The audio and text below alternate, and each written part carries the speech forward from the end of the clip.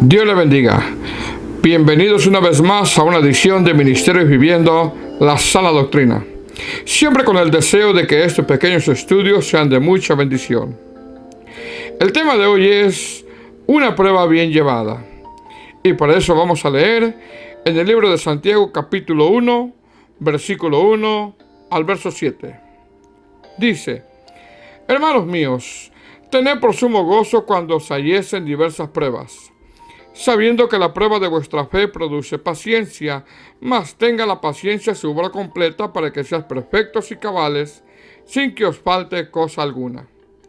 Si alguno de vosotros tiene falta de sabiduría, pídala a Dios, el cual da a todos abundantemente y sin reproche, y le será dada. Pero pida con fe, no dudando nada, porque el que duda es semejante a la onda del mar, que se arrastra por el viento y echada de una parte a otra. No piense pues quien tal haga que recibirá cosa alguna del Señor. El hombre de doble ánimo es inconstante en todos sus caminos. En estos textos que acabamos de leer, Santiago comienza con un saludo. Esta carta es dirigida a judíos que habían obedecido a la fe, que empezaron a experimentar persecución. Toda persona que obedezca a la fe del Evangelio va a experimentar diferentes tipos de pruebas durante toda su vida. Después del saludo, Santiago pasa a mostrar las ventajas que nos traen las pruebas cuando son bien manejadas. Es por eso que en el versículo 2, sin más preámbulos, Santiago pasa a exponer las ventajas que nos ofrecen las pruebas bien manejadas. Dice el texto 2: Hermanos míos, tened por sumo gozo cuando os halléis en diversas pruebas. Santiago está consciente que en toda nuestra vida cristiana pasaremos por diversas pruebas, y es lo que quiere él que sepan los destinatarios. Verso 3. Sabiendo que la prueba de vuestra fe produce paciencia. Es decir, ese es uno de los motivos por el cual debemos de tener gozo o alegría, que en medio de la prueba Dios está produciendo el fruto de la paciencia en la vida de nosotros, ya que una prueba bien llevada produce esta virtud que en ocasiones tanta falta nos hace. ¿Qué significa la palabra produce? Esta palabra en el texto griego quiere decir lograr, conseguir, trabajar o hacer.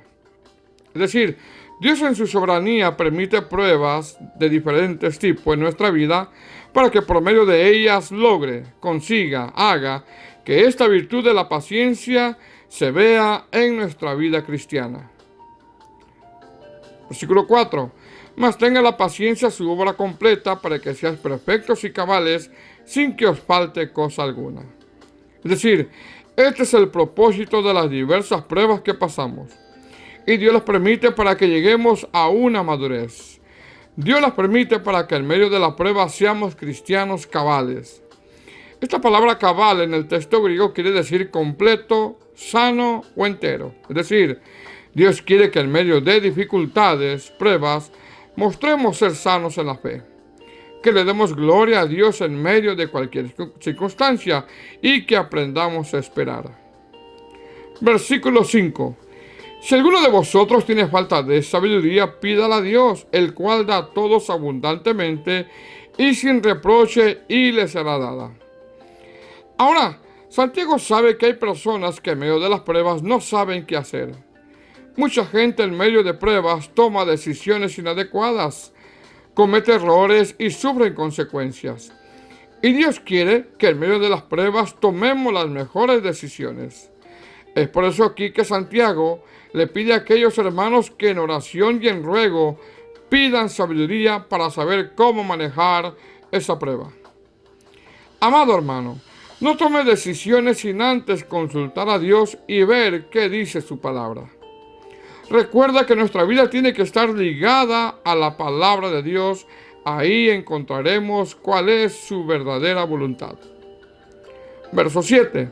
Pero pida con fe, no dudando nada, porque el que duda es semejante a la onda del mar, que es arrastrada por el viento y echada de una parte a otra. Es decir, pida con confianza que Dios te dará el discernimiento para saber cómo llevar una prueba. Versículos 7 y 8.